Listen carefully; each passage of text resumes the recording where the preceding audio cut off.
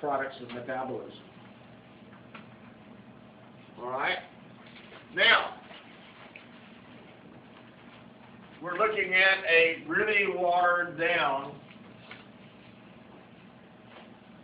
transparency of the Krebs cycle.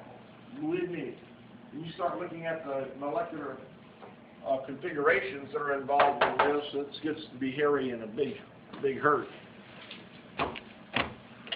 Which I don't know of any of the full-time microbiology teachers. I don't know what these people that are coming on board now as part-timers are going to do. Probably little or nothing.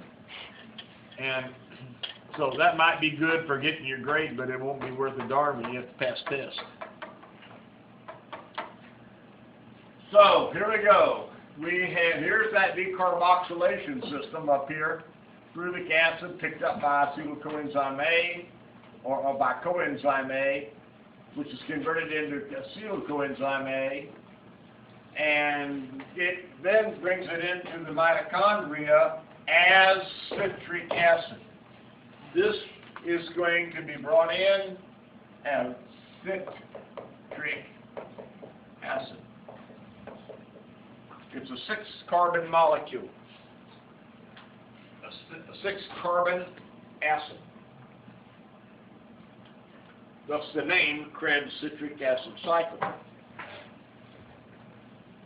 And then it's going to go through a whole bunch of chemical processes, all the way around back over to citric acid,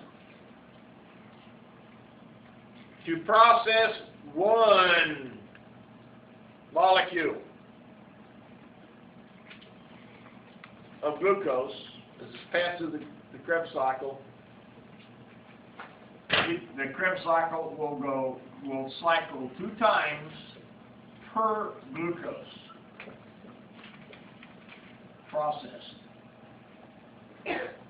So if you're processing 1,000 glucose molecules, the Krebs cycle will have to turn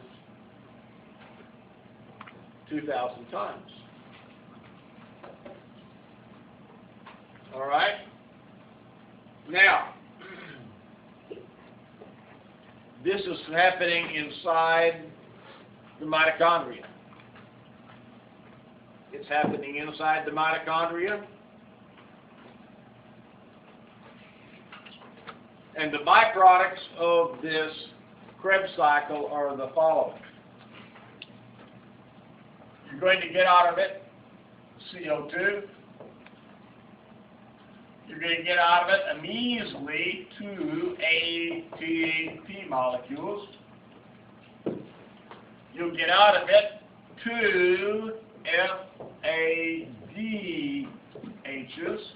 That's a hydrogen carrier. And you're going to get a bunch of NADH. NADHs. In micro, you will learn all about the numbers of NADHs and where they're coming from. For me, just know there's a bunch.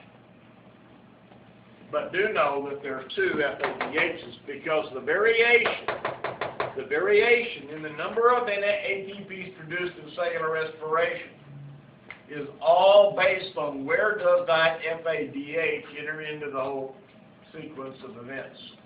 And they argue about it. So I really don't see a point in putting it. I teach you one thing, and next year they'll be telling you something else. So I'm not going to do it. Okay? That's the Krebs cycle. Where does it take place? Mitochondria. How many ATPs? 2. How many CO2 is produced? Yes. What is the main purpose of the Krebs cycle? To produce hydrogen-rich, energy-rich hydrogen carriers. That's the name of the game. All right. Question on that one. It's aerobia. you've got to provide oxygen for this to take place.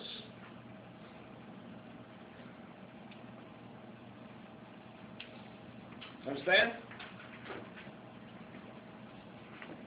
All right. Then we go into the last phase. This is the electron transport chain, or the cytochrome hydrogen transport system. Same thing. They express it a little differently. So this is all in the book, right? Just put the numbers in. The electron Okay. transport system, Nice.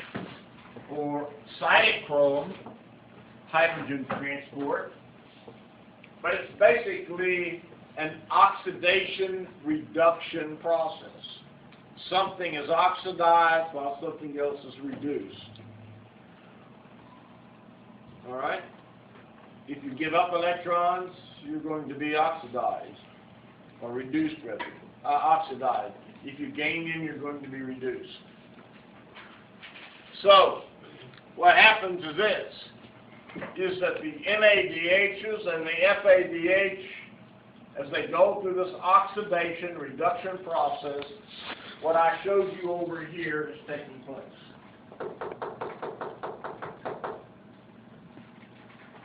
The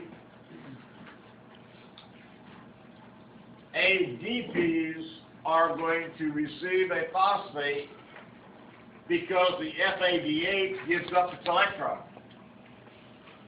And the ADA, as the ADP, is accepting that electron to form ATP.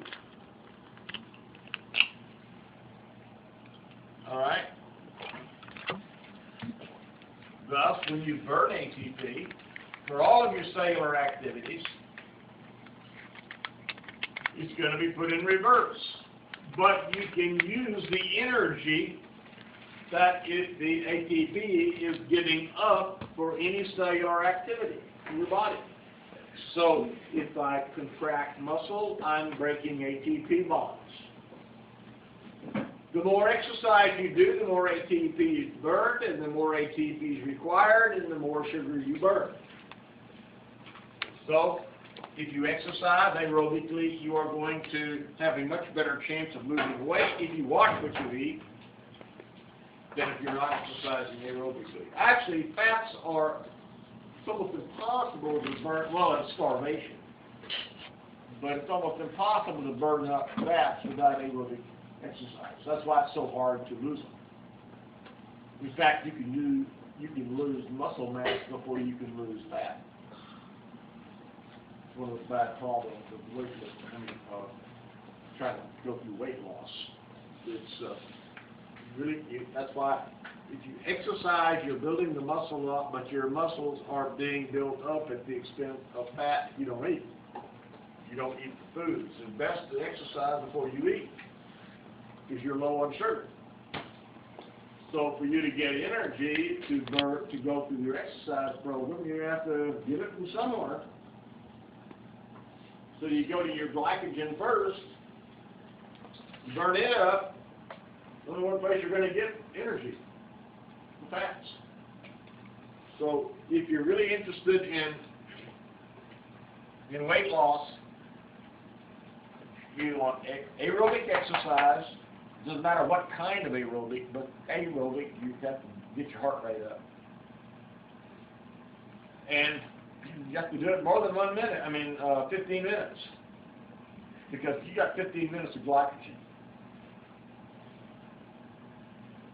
And then you can eat a diet that's maybe high in protein, but you don't want simple sugars. It's if you're serious. If you're not, that's everyone's own choice. Yeah. Is it true that muscle weighs more than fat? What now? Muscle weighs more than fat. Oh my goodness gracious, yeah. Yeah, so if I'm gaining weight, I'm not necessarily getting fat, just muscular. Well, that's one of the, I'm saying like if I'm working out. that's one of the problems that people run into is that and this is why you don't want to always look at the scale. Because if you're on an aerobic exercise program and you're lifting weights, weight-bearing procedures, you may be building muscle up faster than you're burning up fat, so you can actually be gaining weight, but you're looking good. You see? Yeah. You're converting your